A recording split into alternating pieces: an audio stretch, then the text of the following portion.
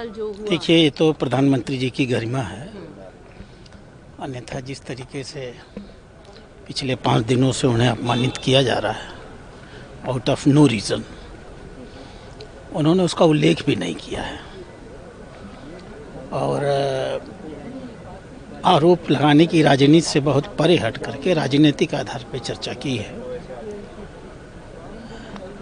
जब से वो प्रधानमंत्री बने हैं तब से उनकी दृष्टि में 1947 है आज़ादी के 100 साल बाद के, और अगर वो ये कह रहे हैं कि हम उसी लक्ष्य को लेकर काम कर रहे हैं और वास्तव में पहले दिन से उसी लक्ष्य को लेकर के काम कर रहे हैं। 2014 में भी जब उन्होंने नीतियां बनाई तो आज दिखता है कि उनके दिमाग में और दृष्टि में गरीब कैसे थे। गरीबों की आर्थिक मदद करना, फिर गरीबों को आर्थिक सहयोग देना, फिर गरीबों का सशक्तिकरण करना, आज उनको मजबूत करके आर्थिक रूप से संपन्न करना।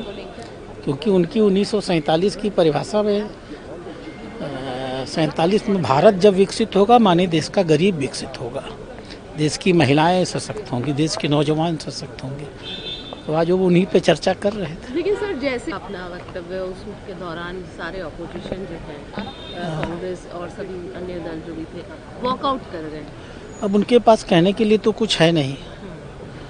जो कुछ उन्होंने 65 साल में किया है, जिसे पूरी तरह 10 साल में माननीय मोदी जी ने पलट दिया, उनके पास मुंह छिपाने के लिए भी कुछ नहीं है। तो आखिर जब वो जवाब सुनेंगे प्रधानमंत्री का तो मुकाबला कैसे करेंगे।